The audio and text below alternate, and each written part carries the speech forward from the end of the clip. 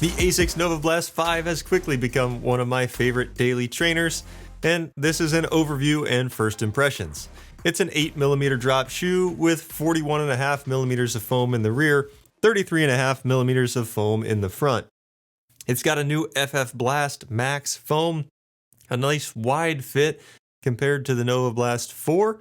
The padded tongue takes off any pressure points and is really comfortable, and it fits true to size for me. Let's start with the foam. On Asics website, they say it has 8.5% more bounce than the previous iteration. Now, I didn't run in the NovaBlast 4, but this shoe to me is most comparable to the New Balance Rebel V4. And it has, to me, what feels like similar levels of bounce. The foam is slightly more supportive, definitely not nearly as soft as what's in the New Balance. I'm a big fan. I really like this new FF Blast Max foam. My few short runs that I've done in it thus far, it's definitely been supportive and holds up well and works great on the roads or the treadmill for me. Now, I did try on the Asics NovaBlast 4 when I was looking for a daily trainer last year, but the fit was definitely too tight in the toe box for me and just a little bit odd overall. And I didn't like the way that the foam felt in the store either. So I passed on the NovaBlast 4 and went with the original Super Blast instead, and that was one of my favorite shoes last year. The fit on the NovaBlast 5 is definitely wider in the forefoot, which I like a lot. I'd like to see more running shoe companies start to go towards a wider toe box, maybe not as drastic as something like an Ultra, but definitely, get away from these pointy toe boxes where my pinky toe or big toe is being cramped by the sides of the shoe.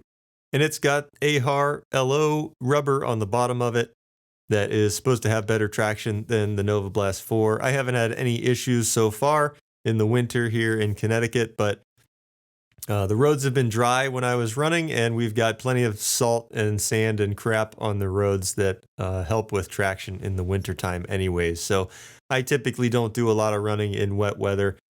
If that's something you do, you might want to try this out.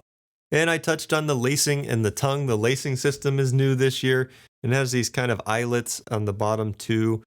I really like it. It's easy to get a nice secure fit that doesn't have any pressure points. That, along with the stretchy padded tongue, really helps to give you a secure fit. I haven't had any issues with heel slipping or getting enough lockdown. Now, there's a lot of nice padding around the heel collar. And overall, this is just a really comfortable daily trainer. Now, I was worried about lockdown a little bit because the Super Blast 1 didn't fit my foot so great in a size 10. It was a little bit too big for me. So having to do the runner's loop and heel lock on the Super Blast 1, I was a little worried about that here. But I've had no issues with the NovaBlast 5. It is more in line with a true to size in the size 10 for me in the US.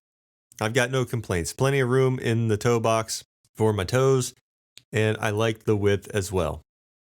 Now, I've had the shoe for about 2 weeks. I've gone through a few runs with it. I only have a handful of miles on it thus far, but it's quickly been my favorite shoe to pull off the shelf, lace up, and gets me excited to go out for a run or even hop on the treadmill when the temperature is too low. We've got kind of a threshold here in the wintertime on what I will and will not go out in. And lately it's been a little bit too cold. So I did get one run outside. We had a nice 40-degree day. Pretty much my favorite temperature to run in is just slightly cold. I don't like running in the heat. So this is the perfect time for me to be testing out shoes.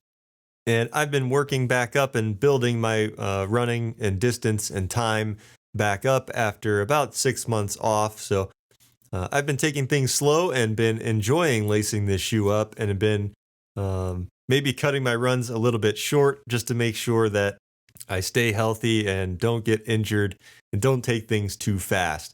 But this shoe has been helpful in that because it's a blast to put on and just, do whatever your daily training routine is. And the rocker is very nice. It helps glide you through your stride, at least my stride, depending on what your stride looks like. Your mileage may vary, but I was looking for something that was an 8mm drop that was pretty bouncy, kind of fun, but more supportive than the New Balance Rebel V4, which I think this Asics is. This shoe pretty much checked all the boxes of things I was looking for.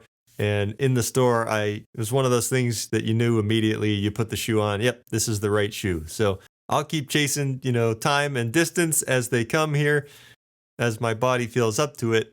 And we'll do a long-term review in a little bit of the Asics NovaBlast 5. Thanks for watching my initial thoughts and overview of the Asics NovaBlast 5. Stay tuned for more from Not Another Pair, and subscribe for more videos. Until next time, later.